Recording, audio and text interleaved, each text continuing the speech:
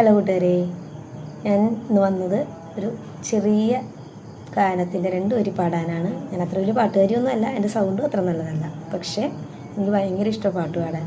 അപ്പോൾ ഞാൻ പാടട്ടെ.